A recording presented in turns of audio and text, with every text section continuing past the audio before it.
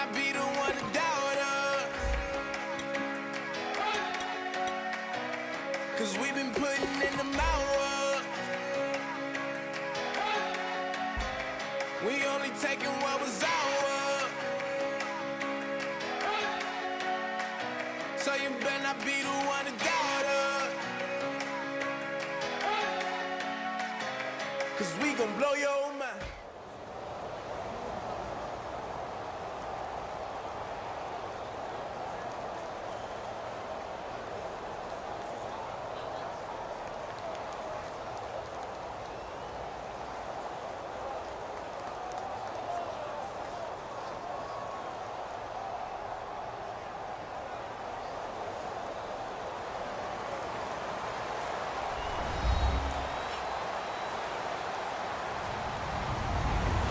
Everybody, I'm Larry Ridley.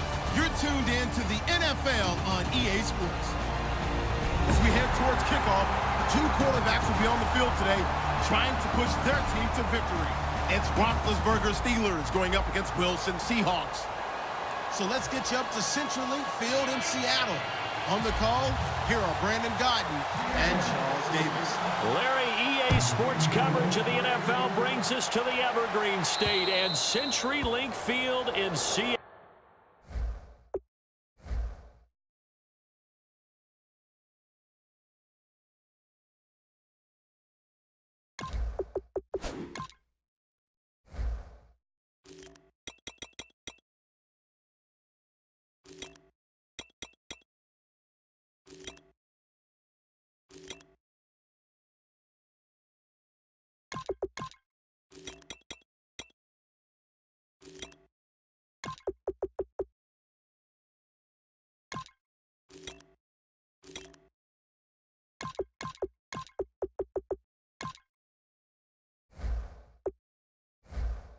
Washington. Straight ahead, we've got a good one on tap here between the Pittsburgh Steelers and the Seattle Seahawks.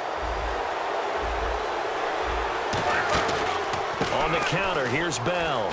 So from the 40 to the 45, 5-yard run. Earl Thomas in on the stop.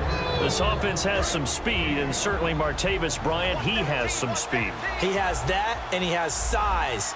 That's what makes him so difficult to cover, because just when you think you have to play him one way, the other attribute kicks in. Martavis Bryant could be an all-star real soon. Looking deep down. That's caught inside the 20. And into the end zone. Touchdown, Pittsburgh. Eli Rogers, 54 yards. And the Steelers have taken a first-quarter lead. And he'll put it through to make it 7-0 Steelers. Boswell now to kick it away after the touchdown. It's a short kick, taking it to 15. And they're going to start this drive in pretty good shape as they get it up past the 30.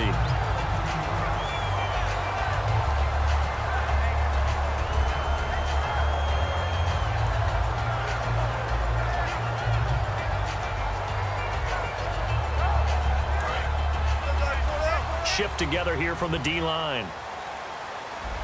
They'll come out in the pistol. The tight end changing his position. They go play action here on first down. On the move to his left. And he takes a shot on the release as this will be incomplete. Here's the offense. Certainly some threats on this offense, and one of them that they target is Doug Baldwin. Not only does he do a nice job catching the ball downfield, he's also a tremendous blocker that helps unleash the running game. A fake to Rawls. Now it's Wilson. Out to his left. Now he'll throw deep left side. And both guys were there, but it falls incomplete. And a look at the Steelers' defensive unit. Stephon Tuitt's ability to play defensive end and yet rise up and knock passes away when quarterbacks try to throw them, he makes it hard to get around. 10 yards to go on third.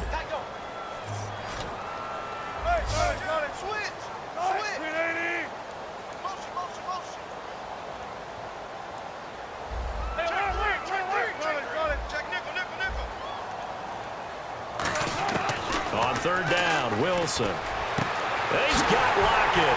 And he takes this one all the way across midfield into enemy territory down to the 40-yard line. He's such a good route runner. Shows it there on third down. Very proficient and a good pass.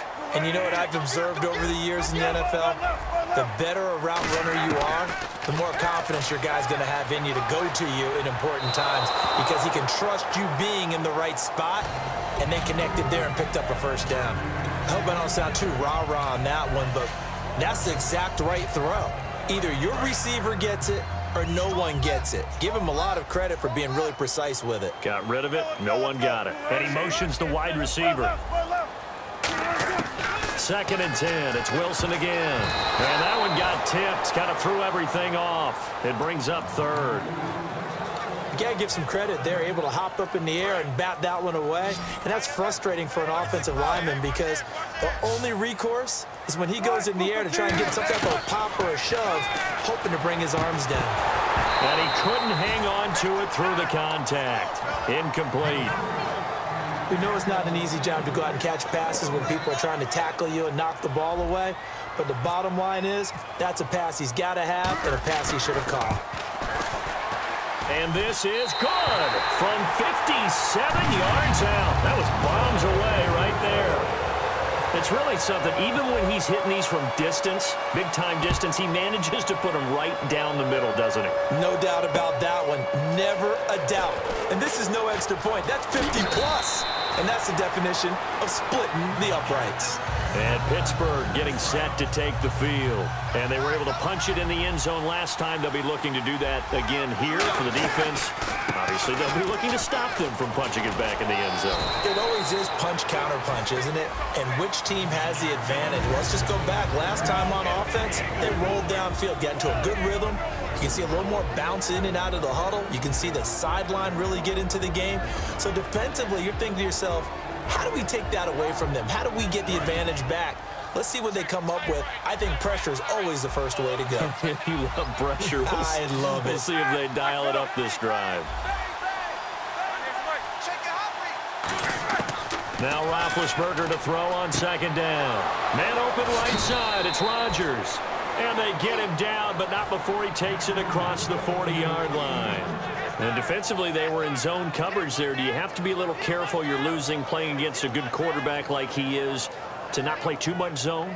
Yeah, you have to be careful about how much time you're giving up. I think it's a good point you just brought up. So maybe if you still want to play zone, you go to a zone blitz scheme.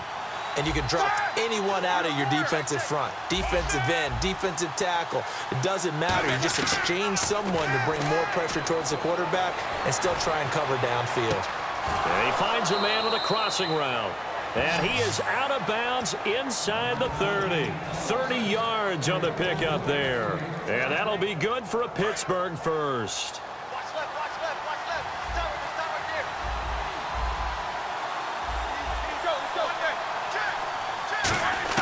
Now Roethlisberger on 1st down.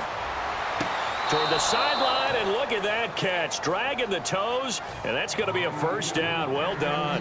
Brown finishing 2016 with over 1,200 yards, 106 receptions. Now for him, you know, people were expecting maybe some bigger numbers, Charles. What did you make of Antonio Brown's season? Well, what I made of it is that he started to get more help along the way. Jesse James developed at tight end.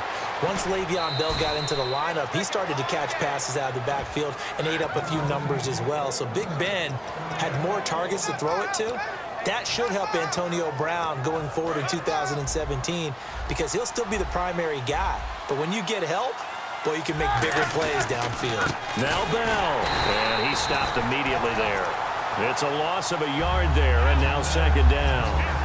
Well, it's been the air game that's taken them down on this drive before they finally turned around and handed it off on the last play. And now they're looking for the big boys to get him in the end zone. Couldn't do it there. It'll be interesting to see. Offensive lines had to pass block a lot on this drive. Got his man. It's caught for a Steelers touchdown. Ladarius Green, a 5-yard touchdown. And the Steelers are going to add on to their lead. A post to the tight end for 6. Gosh, those guys are so tough to cover, aren't they? Just in general, tight ends running those patterns near the goal line. Because you have to decide how you want to treat them. Are they a wide receiver? Are they a big extra blocker on the field? Or are they a hybrid and caught in between? So are you going to use a linebacker? Are you going to use a safety? Are you going to even move a corner in if you're going to play nickel or dime defense? They usually win those matchups because they have an answer for all three of those positions.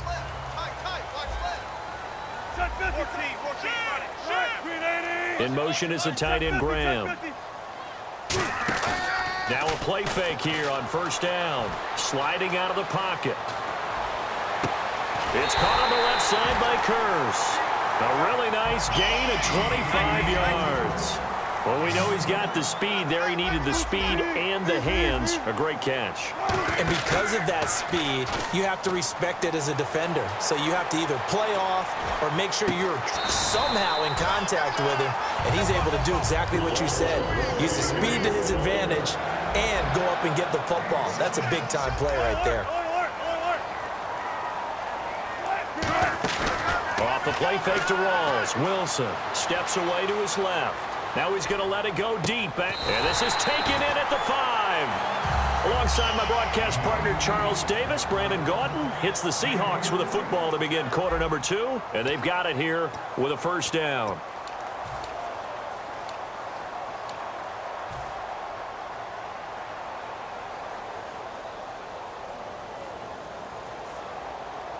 So after that big play, let's see if they can catch their defense maybe on their heels. They come out here in the eye.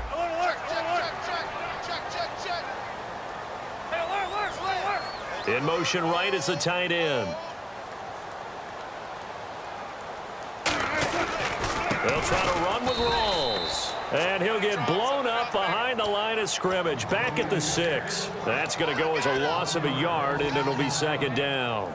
We just saw another example of how the defense is winning this game. Really at the point of attack, the offensive line is just getting pushed around. I think now as a play caller, you've got to give them a little bit of help. Maybe you keep your tight ends a little bit more. Maybe the running backs help you a little bit with the pass blocking. But you've got to help them get some confidence because you can't abandon the play calling right now. This is Rawls. And he goes backwards on this one, losing yardage to the 7. And Charles, I know Ryan Shazier, who made that tackle, a youngster you like a lot. I love him, and I liked him a bunch coming out of Ohio State because the more this game leans towards speed and less on bulk, that's where Ryan Shazier excels because of his ability to run down plays. If anything goes away from him, he'll chase it. A lot of the time, he can run with tight ends, running backs downfield, and pass coverage. That only helps his outside linebackers like James Harrison and Bud Dupree get to the quarterback. Time running out here on the play clock. And some real confusion here. They won't even get to the line.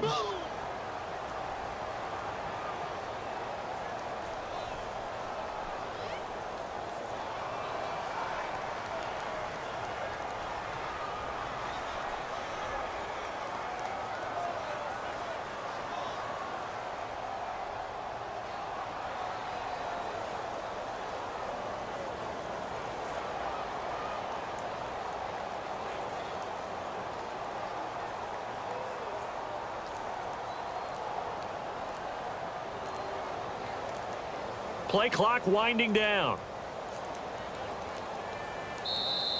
And big problems getting the play out, obviously. This will be a delay.